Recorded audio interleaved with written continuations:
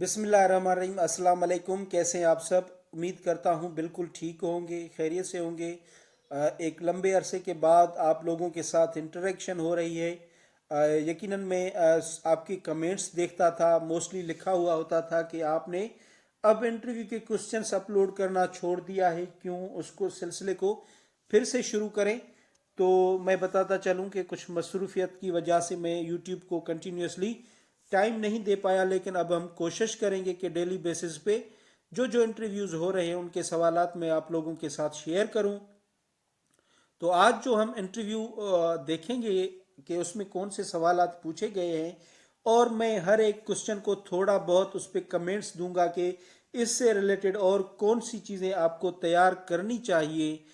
तो वो देखते हैं। और ये इंटरव्यू हुआ है 11 दिसंबर 2024 को। ये मैंने डेट भी लिखी हुई है जैसे मुझे रिसीव हुआ सोशल मीडिया पे, तो मैंने उसी तरह से यहाँ पे डेट भी मेंशन की है।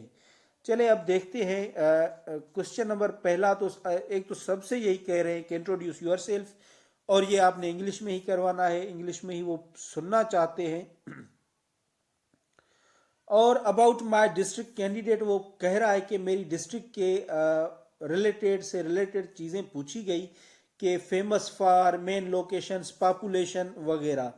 तो आपने ना क्या करना है कि आपने 2-3 प्रोफाइल बनाने हैं। जैसा कि अपने बायोडेटा, आपने तो अपना बायोडेटा लिख दिया कि मैंने कहाँ से कौन सी डिग्री, कैसे एजुकेशन वगैरह, ये चीज़ एक तो आपकी बायोडेटा का प्रोफाइल हो गया। और दूसरा आपने बनाना है अपनी डिस्ट्रिक्ट का। अब डिस्ट्रिक्ट में क्या क्या चीज़ें आएंगी, जैसे यहाँ पे डिस्ट्रिक्ट में पहले तो तालुकाज कितने हैं, कौन सी डिवीजन में है, और पॉलिटिकल रिप्रेजेंटेशन क्या है, यानी कि एमपीएस कौन से हैं, एमएनएस कौन से हैं, कितने हैं, एरिया कितनी है उस डिस्ट्रिक्ट की, एरिया, पॉपुलेशन कितनी है, लिटरेसी रेट कितना है, ये चीज़ें। और फेमस प्लेसेस कौन सी हैं, मेन लोकेशन जो यहाँ पे पूछा है, इसका मतलब तो यही है ना कि फेमस प्लेसेस कौन सी है आपके डिस्ट्रिक्ट की। और पर्सनैलिटीज़ भी पूछते हैं कि फेमस पर्सनैलिटीज़ कौन सी हैं, या फिर कभी कभी पूछते हैं कि आपके डिस्ट्रिक्ट के मसाइल क्या हैं, प्रॉब्लम्स कौन से हैं जो लोग फेस कर रहे हैं। ये चीज़ें भी आपने ना उनको भी कंसीडर करना है।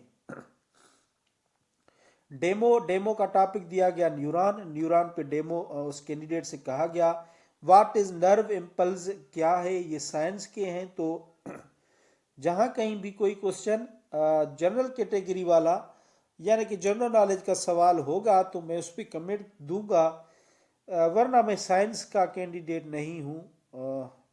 आरएमपी, आरएमपी का फुल फॉर्म क्या है, रिवर्स इन सिंध।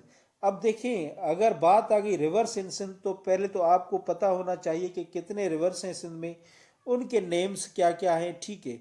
दूसरी बात, इंडस रिवर, इंडस रिवर की आपने ना स्टडी, प्रॉपर स्टडी करनी है। अच्छा, कुछ कैंडिडेट ना ये समझते हैं कि हम साइंस के कैंडिडेट हैं, लिहाजा हमें साइंस के सब्जेक्ट से ही वो सवालात करेंगे, तो ऐसा नहीं है। आपसे वो जनरल नॉलेज, करंट अफेयर के भी सवालात कर सकते हैं, तो उन चीज़ों को आपने इग्नोर नहीं करना। इंडस रिवर, इंडस रिवर पे बैराजेस कौन सी कितनी है, और सिंध में कितनी बैराजेस हैं, ये भी चीज़ आपको पता होनी चाहिए। 3 जो है ना बैराजेस हैं सिंध में, तो उनमें से कौन कितने कितने कैनाल्स निकल रहे हैं, सबसे बड़ा कैनाल कौन सा है, लेंथ कितनी है, कौन सी बैराज से निकल रहा है, तो ये चीज़ें आपकी।